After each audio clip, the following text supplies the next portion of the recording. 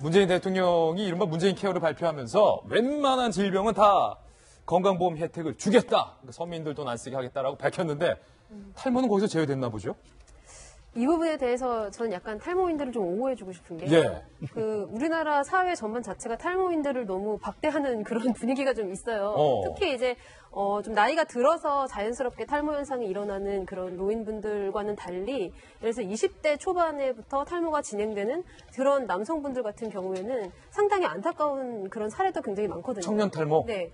취업이 굉장히 어려워지고, 연애를 하기도 굉장히 어려워지고, 그리고 무엇보다 그 자기가 받는 스트레스가 이게 장난이 아니거든요. 그래서 저는 모든 탈모에 다 적용할 수는 없지만 이게 약간 선별적 탈모. 네, 선별적 탈모에 대해서는 어느 정도 확장해서 적용을 해주는 거를, 그러니까 비급여에 건강보험 적용하는 것도 좀 고려해볼 문제라고 생각을 해요. 예. 그게 아니라면 차라리 머리를 모두 밀고 다닐 수 있게 예. 해주면 좋을 텐데, 우리나라 사회가 머리를 모두 민 사람이 면접에서 취업이 될 리가 없잖아요. 예. 사회의 뭐 반항이냐 뭐 이런 식의 인식이 자꾸 있기 때문에 그냥 사회 전반적인 분위기로 봐서 저 부분이 너무나 심하게 그 환자에게 스트레스를 줄 수 있다면 그 부분도 약간 고려하는 것이 좋지 않을까 이런 생각을 합니다. 예. 그래서 탈모 이야기가 나오니까 다모도 문제다. 다모도 문제다. 그다음에 무모도 문제다. 무모도 문제다. 그다음에 발기부전도 문제다. 예. 단순 코골이, 코골이도 치료가 급여 대상으로 해달라. 뭐 이런 식의 굉장히 많은 주장들이 나오고 있어요. 예. 지금 발표된 그 문재인 케어에서 제외되는 범위가 탈모, 다모, 무모, 권태. 권태는 심지어 피로를 말하는 겁니다. 그리고 발기부전, 단순 코골이는 이번 건강보험 혜택을 받을 수 없다는 거죠. 네. 다모, 무모는 잘 모르겠는데, 이제, 어느 정도 현대인의 질병들이 있어요. 그래서 그 예전 사람들 시각으로 보면은, 그게 무슨, 뭐, 보험 적용까지 받을 만한 질병이냐라고 생각할 수 있겠지만, 현대 우리 사회 분위기로 봤을 때는 도저히 그냥 묵과할 수 없거나, 아니면은 정말 도와줘야 되는 그런 질병도 있을 수는 있다는 거죠. 근데 물론 이거에 대한 뭐 반발도 만만치 않은 거기 때문에 공론화 과정을 좀 거쳐야 될 것으로 보입니다. 이게 말입니다. 이 문재인 케어, 과연, 건강보험 급여로 국가가 어디까지 보장을 해줄 것인가라는 이 본질적인 논란과 맞닿아 있는데 500만 탈모인들이 촛불 집회까지 해야 된다라고 극한 반응을 보이니까 보건복지부의 보험급여 과장이 이런 얘기를 꺼냈습니다. 들어보시죠. 이분이 성함이 통령, 정통령. 보건복지부 보험급여 과장님이세요. 정통령. 탈모가 좀 있으신 것 같아요. 탈모는 미용 목적도 있어서 모두 건강보험을 적용하기는 어렵지만 질병에 관련한 탈모는 정부가 탈모도 검토하겠다라고 얘기가 나온 건데 이런 식으로 하면 아까 그 조금 전 그래픽에서 보면 다모, 무모, 권태, 발기부전, 단순 코골이 동호회는 아니지만 그런 커뮤니티에서도 뭔가 좀 반발이 있으면 다시 정부가 또 그것도 검토를 해야 하느냐 뭐 하여튼 이런 갈등이 있는데 김명현 박사님 이게 사실은요, 이 탈모인들이 받는 스트레스가 이 보통이 아니라고 해요, 진짜로. 제가 탈모를 한번 경험해 본 적이 있어요. 그래요? 원형 탈모를 경험해 본 적이 있는데 예. 예전에 20대 후반에 제가 선거에 한번 나간 적이 있거든요. 젊은 나이에 선거에 나니까 스트레스를 많이 받더라고요. 선거가 끝나고 났는데 조금 500원짜리 동전만한 탈모가 생기더니 그게 확대되기 시작해갖고서는 조금 커지기 시작하더라고요. 그러니까 어떻게든 가려보려고 얘기를 막 하고 있는데 이게 받고 있는 그 심리적 스트레스가 엄청난 겁니다. 탈모가 어느 정도 생겼으니까 이거를 가려도 좀 안 되니까 당연히 병원에 찾아갈 거 아니에요. 병원에 가려고 보니까 마땅한 또 병원도 보이지가 않아요. 그래서 무슨 탈모 같은 의원을 어떻게 찾아갔는데 가서 쓱 보더니만 몇 번 이렇게 보고 나서 돈 내는 게 한 3만 얼마를 내고 왔습니다. 당연히 비싸네요. 그 당시에는 급여 적용이 안 됐던 걸로 보이는데 지금 일부 기사에서는 질병 상태에서의 그런 원형 탈모 같은 경우는 또 급여 적용이 된다 그러는데 되는 병원이 있고 또 안 되는 의원 뭐 여러 가지가 좀 섞여 있지 않는가라는 생각이 들거든요. 그러니까 지금 이런 방식으로 저처럼 원형 탈모를 작게 경험했던 사람들이 젊은 20대, 30대 기준으로 굉장히 생각보다 많습니다. 그러니까 저는 좀 양호한 편이었는데 한 번 왔다가 이 원형 탈모가 회복되는데 딱 1년이 걸리더라고요. 1년 걸렸다. 지금은 되게 풍성하잖아요. 근데 그 당시 이게 하나가 아니라 여러 개가 생기는 사람들, 특히 가리지도 못하는 거는 요런 데 생기는 거 있잖아요. 요런 데.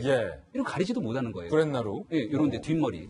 이랬을 경우에는 반드시 질병에 대한 치료가 필요한 거고 여기에 대해서 결국은 정부가 나서서 해줄 수 있는 혜택을 찾아야 되는데 문제는 돈에 관한 문제거든요. 문제는 돈이다. 재원이죠. 지금 있는 건강보험에 대해서 이 비급여를 받던 거 급여를 확대하기 시작하니까 정부에서 해야 될 재원에 대한 문제들에 대해서 야권에서 계속해서 공격을 하고 있는 거고 현 정부는 일부는 지금 누적된 그 나름대로 재정을 갖고 할 수 있다고 얘기하고 있지만 여기 된 중장기적인 플랜에 대해서 정확히 설득하지는 못하고 있는 것 같거든요.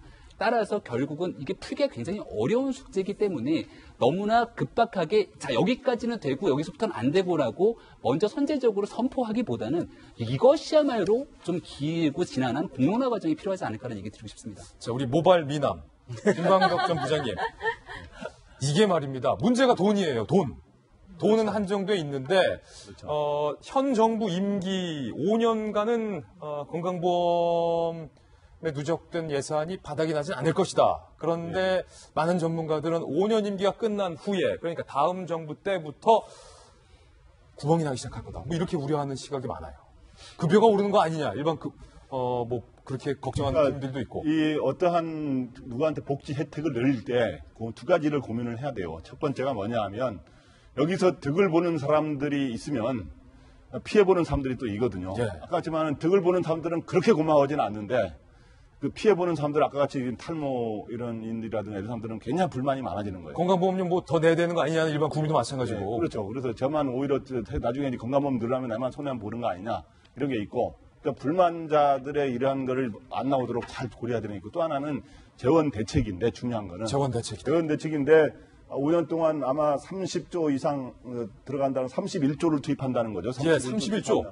근데 이제 31조를 5년 동안은 어떻게 마련할 겁니다. 제가 보기에 왜 그러냐면 재원 대책을 한 몇 가지를 이야기했는데 그 중에 하나가 건보 누적 적립금이 10조 원이 된다는 거예요, 지금. 근데 누적된 금 다 쓴다는 거예요. 근데 이제 조금 있다가는 건강보험 이제 적립금이 없어지고 적자로 전환된다는 얘기가 나오고 전망이 나오고 있지 않습니까? 그러면 다음 정권, 다 미래 세대는 어떻게 되느냐 이거죠. 예. 그리고 현재 또 예를 들어서 이제 한 세수가 어저께 보도에 따르면 올해 상반기에만 세수가 작년보다 한 12조 이상이 늘었다는 거예요. 예. 예를 들어서 이제 그 여러 가지 그동안 또 박근혜 정권 후반기에도 세수가 굉장히 늘어나는 이런 것들이 있어요. 그래서 이런 거라든가 그다음에 또 이제 앞으로 건강보험료를 이제 한 3% 정도 매년 인상한다든가 뭐 이런 여러 가지 대책을 해서 꼼꼼히 점검한 거라고 대통령께서 말씀하셨지만 예. 내가 보기에 이거는 몇 년 동안은 어떻게 될 수 있는데 다음 정권부터는 오히려 이거 한번 준 혜택을 다시 뺏을 수는 없는 거거든요. 다음 정권 때 과연 이게 감당이 되겠느냐 그런 점에서 굉장히 걱정이 되는 거죠. 건강보험료 폭탄이 떨어지는 거 아니냐라는 뭐 일부 국민들의 우려 이런 것들에 대한 좀 세밀한 검토가 필요하다는 겁니다. 예. 사실은 어제 문재인 케어를 발표할 때 문재인 대통령이 했던 그 인상 깊은 내용이 그거잖아요. 미용과 성형을 제외하고 모든 질병은 급여로 다 해결해 주겠다는 것이거든요. 근데 이 탈모는 미용이냐 성형이냐 이 지금 논란이거든요. 탈모는 미용의 문제냐 아니면 질병의 문제냐. 그렇죠. 그러니까 탈모는 어떻게 보면 미용과 성형의 그 영역일 수도 있고 미용과 질병의 또 어떤 면에서 질병의 영역일 수 예. 있는데 아까 김 변호사 말씀대로 탈모를 직접 경험한 사람은 이게 정신적 질병이 정말 깊은 거예요. 왜냐하면 그것으로 인해서 너무나 많은 정신적 스트레스를 많이 받는 거거든요. 그래서 저는 개인적으로는 탈모로 고통받고 있는 사람들에 대해서도 미용 성형이라는 멋을 내기 위한 영역이 아니라 심리적인 질병의 상태로 좀 인정을 해준 상태에서 저는 좀 정부 차원에 좀 보조를 해줘야 되지 않나 생각하고요. 그 다음에 그쪽 탈모 그 커뮤니티에서 이야기하는 거 보면은 무슨 모발 이식이나 무슨 주사 치료 이런 걸 도와달라는 게 아니라 약값이라도 좀 달라는 거예요. 약값이라도 달라. 사실은 탈모 문제 해결할 수 있는 이게 처방받는 약이 있거든요. 약이라도 그러면 좀 건강보험 혜택을 받을 수 있게 해달라는 거예요. 그 탈모 치료 약이 예. 비싸다면서요. 그렇죠. 그리고 또 예. 통합 또 의료 의혹이 있어가지고 조사도 받고 그랬으니까 정부 차원에서 전 탈모로 고통받고 있는 사람들이 약에 관해서는 조금 정부 차원에서 좀 배려를 해줄 필요가 있다 이런 생각이 들고 지금 문재인 케어 발표하면서 지금 문재인 대통령이 앞으로 5년 동안 또 앞으로 향후에 이제 우리 국민들이 이 건강보험만으로도 모든 질병을 치료할 수 있게 해주겠다고 하는 건데 정말 좋은 이야기입니다. 그러나 문재인 정부가 들어와서 해놓는 여러 가지 대책을 보면 가장 쉬운 방식 중에 하나입니다. 있는 곳간 털어서 그냥 나눠주는 거예요. 비정규직, 정규직 만들어준다. 최저임금 올려서 정부가 보조해주겠다. 그리고 또 여러 가지 오바마 케어 같은 문재인 케어를 해주겠다. 그 다음에 또 많은 것들 지금 약속하고 있지 않습니까? 공공부문을 늘리겠다. 이런 것들 전부 세금 걷어서 세금으로 다 선심을 쓰는 거거든요. 물론 세금을 올바로 쓴다는 의미에서는 뭐 평가받을 수 있어요. 예. 그러나 곳간을 풀어서 쓰다 보면 나중에 그 곳간을 채울 사람들은 나중에 막막해집니다. 그 곳간이 비면 그 대책이 없는 거예요. 한번 자기가 혜택을 받다가 혜택이 줄어들면요. 굉장히 싫어하거든요. 그래서 혜택 측면에서는 세금을 푸는 게 문제가 아니라 세금을 어떻게 걷어들이고 어떻게 효과적으로 장기적인 전략을 쓸 것인가를 정말 이 정부만 생각하지 말고 미래의 대한민국의 장기적 전략을 해서 고민해야 될 것 같아요.